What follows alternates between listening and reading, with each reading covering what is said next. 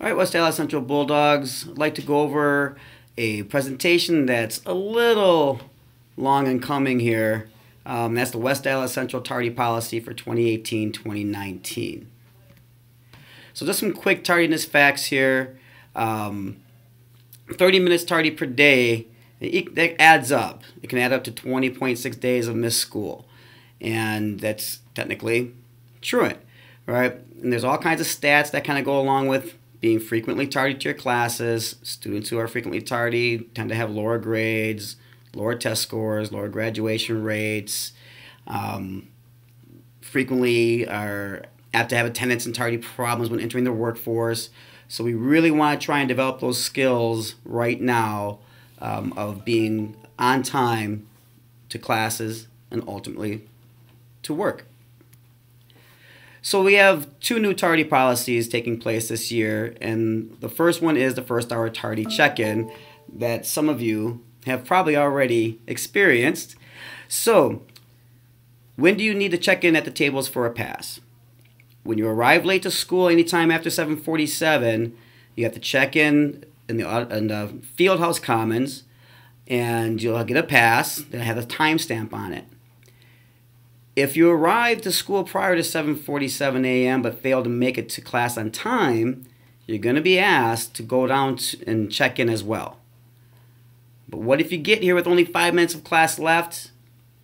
You still have to check in for the first hour tardy pass, and you're going to be asked to go to the ISS for the remainder of the first hour in order to just limit distractions to the classes. You are marked absent when you miss half the class period or more per district policy. What if I'm tardy to other classes? Well, you're going to be marked tardy unexcused and subject to the steps in the following tardy policy. So for your first tardy, if you're late to class for your first time, we ask that you have a restorative impromptu conference with your teacher. And basically, it's an opportunity for you guys to review the classroom's and school expectations regarding being in class on time. It's also an opportunity for students to discuss any possible needs or concerns that perhaps the teacher doesn't know about. For your second tardy, there's some restorative practices intervention form that you're going to fill out. A phone call or email will be mailed home to your teacher. And this is done as an opportunity for the student to kind of reflect on what's happening. Why are you being late to class, right? How is it affecting other people when you do arrive late? It's also an opportunity for the teacher and the student and the parent to connect and discuss any possible solutions that may need to be taking place. For a third tardy, you're going to be assigned a 15 to 30 minutes of tutoring lab assignment with myself, the Dean of Students, and in the IMC after school. And this is a great opportunity for students to make up any lost instruction time, complete some missing assignments, connect with some of the teachers in there, and get some help on some work. For your fourth tardy, we're going to ask that you do some community service, 30 minutes with the admin. And that's basically an opportunity for the students to develop a sense of community by helping to complete some tasks needed around the school, whether that's helping out some teachers in classrooms, helping out in the IMC, helping in the cafeteria, in the hallways, and perhaps some other things as we come up with them.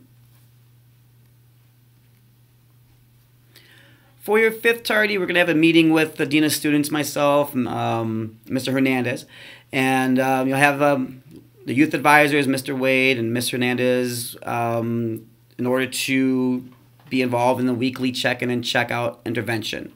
And that's a good way for you guys to be able to connect with some building staff, earn some incentives to get back on the right track, and start getting into that groove of getting to your classes on time. For your sixth tardy, you're going to have a restorative mediation meeting with the admin, counselor, yourself, your teacher, and a parent to discuss some future consequences. You're also going to be assigned to the PBIS Tier 2 daily check-in and check-outs, where that's an everyday thing. just so that it's an opportunity for you guys to review your student attendance throughout the day, review your grades by your team, an opportunity to discuss some effects of their student behavior on yourself and your effects on other people when you're coming late to class so many times. It's also going to be an opportunity for the student to discuss some concerns and behaviors at that point as well to a larger team. So there's more ears to listen and hear and more minds to come up with some possible solution. So really it's all about trying to give you an opportunity to try and work out this behavior of being tardy. What are some ways to help develop the skill of being on time? Well, the easiest way is to plan direct routes, right? Don't walk around taking laps around the building before you decide to go to your class. Try to have the items you need for those classes instead of going to class and then leaving.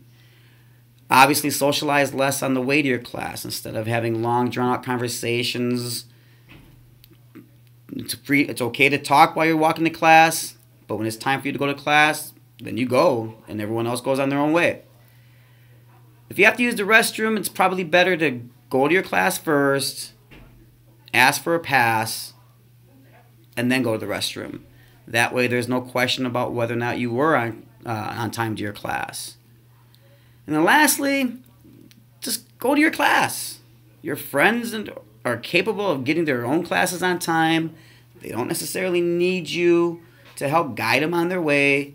Ultimately, you should be looking out for yourself. And if your friend needs help, just some encouraging words to get them to class will be probably the best help you can do.